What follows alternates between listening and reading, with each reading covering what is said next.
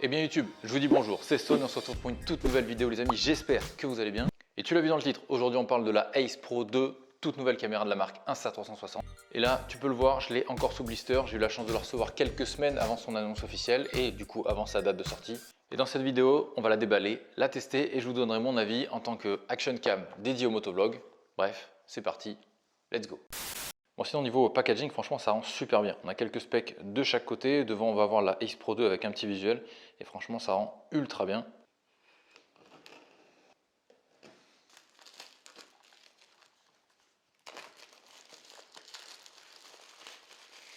Et voilà. Bon, on voit clairement en premier lieu la caméra, mais on va d'abord s'attarder à ce qu'il y a juste en dessous. Bon, du coup, dans cette petite pochette, on va retrouver quelques petits fascicules. On va avoir le guide de démarrage rapide qui est juste ici, mais on va surtout avoir un petit câble USB-C vers USB-C. Sinon, au fond de la boîte, on va retrouver deux petits éléments. Alors le premier, vous n'allez pas très bien le voir, c'est tout simplement un petit capuchon pour le micro. Et en deuxième, c'est tout simplement le système de montage standard de Insta360. Allez, je vous fais pas durer plus longtemps l'unboxing, on termine avec la petite caméra qui est juste là, donc la Insta360 Ace Pro 2. Donc on est là sur la petite évolution de la Ace Pro qui était sortie l'année dernière et qui a fait pas mal de mal aux GoPro et autres DJI Osmo Action. Alors très rapidement, au niveau de la face avant, on va retrouver un petit écran pour un retour d'information. C'est pas un retour écran, un retour visuel de ce que vous filmez. Là ici, le petit objectif avec un capteur de 1 sur 1,3, donc un très bon capteur pour les faibles luminosités. Juste en dessous, vous voyez cette forme un petit peu spécifique là avec ce motif grillagé, c'est tout simplement un micro. Voilà. Ceci se remplace avec le petit cache qu'on a vu précédemment si vous allez sous l'eau. Sur le premier côté, on va tout simplement retrouver la petite trappe à batterie, hop, juste là. De l'autre, la petite trappe à USB-C et carte SD. Le bouton d'allumage juste au-dessus. Et sur la tranche supérieure, le bouton d'enregistrement. Et sur la face inférieure, on va tout simplement retrouver le petit système de fixation d'Insta360, du coup qui se fait avec ce petit accessoire qu'on a vu juste avant. Et ça franchement c'est ultra pratique. Allez, dernier élément qui peut vous intéresser sur cette caméra, c'est l'écran à l'arrière de 2,5 pouces, rabattable s'il vous plaît, pour faire du vlog, et ça c'est plutôt stylé. Un beau retour écran, grand format, ultra pratique. Bon les potes, quoi de mieux que de se retrouver à moto pour parler de la suite donc sur cette Insta360 Ace Pro 2. Alors là tu vois juste sur le rétroviseur, je suis encore accompagné de la X4, super caméra, franchement je la kiffe celle-là, je l'utilise absolument tous les jours. Mais du coup ce sera le deuxième point de vue donc à moto, et puis bien sûr donc j'ai la Ace Pro qui est juste là, la Ace Pro 2. Et donc on va voir un peu les specs techniques, le rendu vidéo, audio, tout ça, et surtout donner les quelques petits points de différence avec la Ace Pro 1, donc première génération. Et puis je vous dirai si je vous la conseille ou pas tout simplement.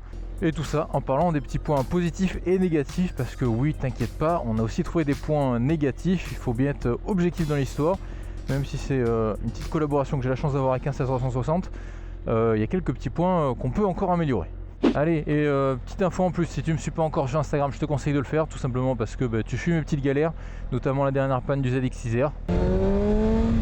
Ah, ça fait quand même du bien de la retrouver. Oh, ça fait plaisir.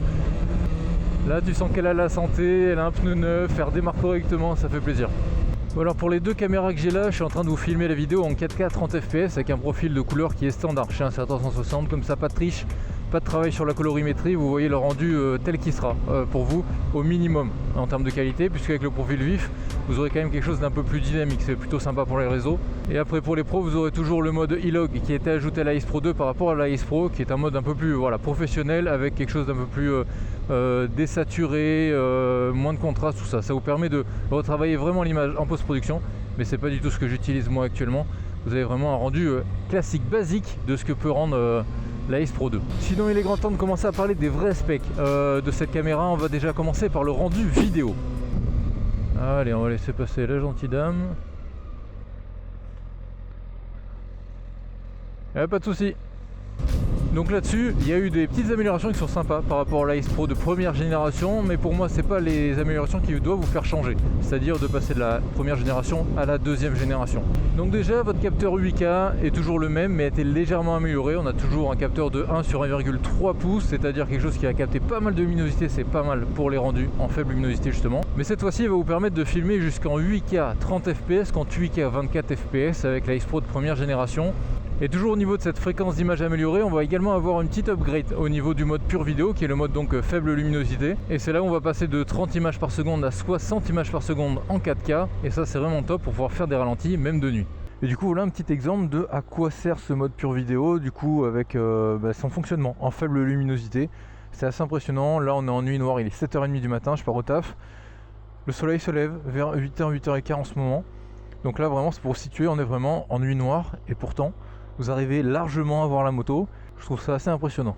Et là où je trouve que le rendu est encore plus intéressant, c'est quand tu as juste un petit éclairage autour d'ambiance, tu utilises les feux de voiture en fait, quelques petits spots d'éclairage de la ville, et je trouve que le rendu de nuit est vraiment top. À mon sens, ce mode d'enregistrement devient vraiment un game changer pour le motovlog, surtout en hiver. Voilà, si tu veux faire des rushs avant et après d'être allé au taf, franchement c'est incroyable. Je suis pas pressé, mais niveau patience je suis un petit peu limité, donc on va se permettre de doubler légèrement. Bon, ce que je vous ai pas encore dit, c'est que depuis le début de cette vidéo, je filme avec l'angle de prise de vue le plus grand qu'offre cette Insta360 Ace Pro 2, c'est-à-dire le mode Action. Vous aurez également du mode D-Warp, le mode Mega, enfin bref, plusieurs modes d'angle de vue. Là, le plus grand étant le mode Action. Et pourquoi je vous en parle? Tout simplement parce que c'est un angle de vue qui a été amélioré par rapport à la première génération. On est maintenant à 157 degrés d'angle de prise de vue, contre 151 l'année d'avant. Donc pourquoi c'est top? Tout simplement parce qu'on a même dépassé le champ de vision qu'offre une GoPro avec le mode Super View. Et ça c'est plutôt pas mal. Ouais mais peut-être un passage piéton quoi. Bon allez, dernier élément maintenant pour terminer cet aspect vidéo, on va tout simplement voir les différents profils de couleurs que j'évoquais au début de la vidéo. Donc vous n'allez pas voir que les profils de couleurs Insta360, vu que la caméra est travaillée en partenariat avec Leica, vous aurez donc des profils de couleurs Leica directement intégrés, vous allez avoir de la couleur vive, vous allez avoir de la couleur naturelle, enfin bref, c'est assez complet et comme ça vous n'avez pas besoin de vous prendre la tête au montage pour refaire une colorimétrie. Bon allez, dernier point, on passe d'un capteur de 48 millions de pixels l'année dernière à 50 aujourd'hui, c'est plutôt cool. Deuxième point maintenant, c'est ce qui concerne le rendu audio de cette caméra, et là-dessus vous avez 3 moyens d'enregistrement différents. La première méthode, c'est tout simplement d'utiliser les micros internes de la caméra, et là en l'occurrence le rendu est plutôt pas mal, surtout quand on active la réduction du bruit du vent. Bref, entre l'écran abattable, un bon micro natif, il y a de quoi faire du vlog classique. Bon, ensuite, deuxième méthode d'enregistrement audio que je peux vous proposer, la même chose que propose la X4, c'est-à-dire un enregistrement via micro externe, donc branché en jack. Donc selon moi, ça reste la meilleure des 3 solutions, c'est-à-dire que vous aurez vraiment une qualité optimale en fonction du micro que vous branchez. Et là, clairement, moi, c'est la méthode que j'utilise absolument dans toutes mes vidéos, même si ça fait tirer un câble en plus, c'est vraiment le meilleur rendu. Ah oui, le seul truc, c'est qu'il vous faudra un petit adaptateur qui coûte entre 25 et 30 €, c'est pas très cher, il prend pas beaucoup de place.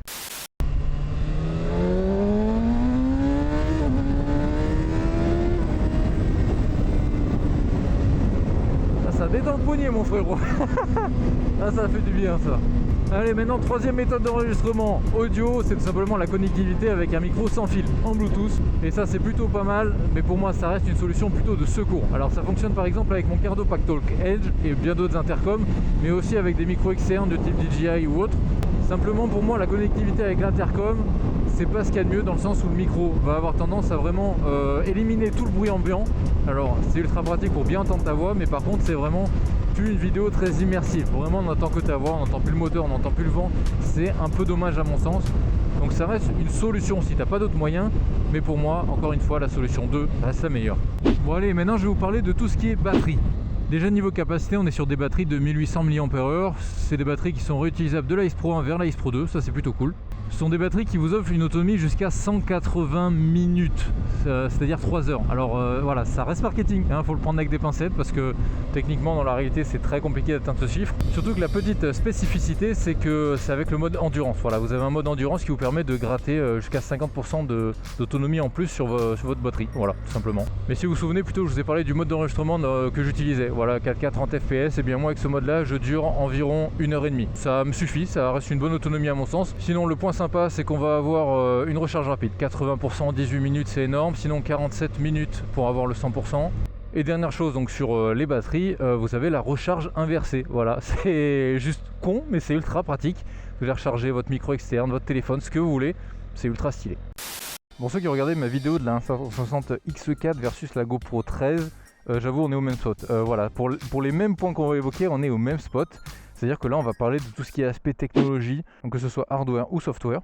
Déjà un premier point qui est un gros point d'évolution par rapport à la Ace Pro de première génération, c'est qu'on travaille maintenant avec 2 puces alimentées par l'IA. Donc on a une puce qui va gérer tout ce qui est rendu d'image. et la deuxième qui va gérer tout le fonctionnement autre de la caméra. Donc ça c'est plutôt stylé parce que logiquement ça permet de la faire travailler beaucoup plus rapidement et de la faire moins chauffer. Sinon après en termes de petites spécifications physiques, au niveau de l'étanchéité déjà on s'améliore par rapport à la Ace Pro de première génération, on passe d'une étanchéité à 10 mètres à une étanchéité à 12 mètres. Ensuite au niveau de l'écran tactile de la Ace Pro 2, on est sur un écran de 2,5 pouces contre 2,4 l'année d'avant et surtout avec plus de luminosité, donc franchement ultra satisfaisant à utiliser. Ensuite, vous allez retrouver d'autres features qui sont un petit peu équivalentes à l'Ace 4, c'est-à-dire le contrôle vocal et surtout le contrôle gestuel, ultra pratique. Mais également la stabilisation flow state, c'est le maintien de l'horizon à 360 degrés, c'est-à-dire que vous pouvez faire littéralement tourner votre caméra à 360 degrés et vous ne verrez pas la différence pendant l'export de la vidéo. Donc ouais, je sais que cette partie-là, elle est assez chargée en termes d'infos et encore, je vous dis, j'en trie et j'en oublie. Mais déjà un point ultra important du coup qui fait partie de ce que j'ai oublié, c'est le quick release. C'est vraiment le montage ultra rapide que vous propose Insta360, c'est juste ultra pratique. Et franchement, maintenant que je suis habitué, ça va être compliqué de faire sans. On va également avoir le démontage du protège objectif qui est une nouveauté cette année qui n'était pas sur la Ace Pro 1 et qui est une amélioration qui montre que la marque écoute vraiment les gens qui, voilà, les clients, les gens qui achètent leur caméra, parce que c'était un point noir l'année dernière et ça a été littéralement corrigé cette année. Et puis pour terminer, on a simplement l'amélioration de l'encodage des fichiers qui a tout simplement été divisé par 2 en termes de taille. Et ça, vous vous rendez pas compte à quel point c'est utile, parce que c'est des fichiers lourds que tu filmes en 4K ou en 8K et que tu arrives à diviser le poids des fichiers en gardant la même qualité. Tu arrives à diviser le poids des fichiers par 2, c'est juste parfait, c'est juste trop bien, ça t'évite de changer de carte SD pendant un tournage et c'est juste ultra pratique. Le dernier chapitre de cette vidéo, ça va être simplement être l'écosystème de la marque. Alors on parle pas forcément de la caméra en elle-même, mais vraiment de la marque Insta360. Et dedans je vais inclure tout ce qui est applications et accessoires. Oh, on va avoir une jolie Porsche, vraiment magnifique. Donc pour moi là on est clairement sur un point qui fait que Insta360 est au-dessus de la concurrence là-dessus. Voilà, au niveau écosystème, je trouve qu'ils sont largement au-dessus de DJI et de GoPro. Donc déjà au niveau de tout ce qui est accessoires, vous avez une flopée d'accessoires et surtout ils savent quels sont les clients et du coup ils créent les accessoires en fonction des clients. Donc là par exemple, tu vois, là la caméra est à l'horizontale mais j'ai un petit accessoire pour la passer à la verticale, il n'y a pas de problème pour faire du contenu TikTok, short reel, tout ce que tu veux. Alors là les gars ils sont pas sur des places, ils sont littéralement voilà, sur la route. Tu as également un petit trépied qui fait un peu perche, c'est pratique. Ah oui, et tu auras également tout ce qui est filtre ND. Ça, certes, c'est un accessoire qui est un petit peu cher, mais pour un petit rendu de vidéo très sympa avec quelque chose un peu plus dynamique, voilà, ça crée un effet de flou de vitesse et tout, très sympa.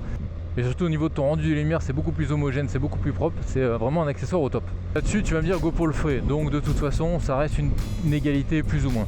Mais là où il passe largement devant, c'est au niveau de l'application, que ce soit pour le téléphone ou pour le PC. L'application va tout simplement te permettre de faire plein de choses, de l'édition de ta vidéo, y ajouter des effets, il y a tout ce que tu veux. Et surtout d'en sortir un export ultra rapidement pour uploader sur tes réseaux. Et ça, tu peux le faire littéralement en moins de 5 minutes.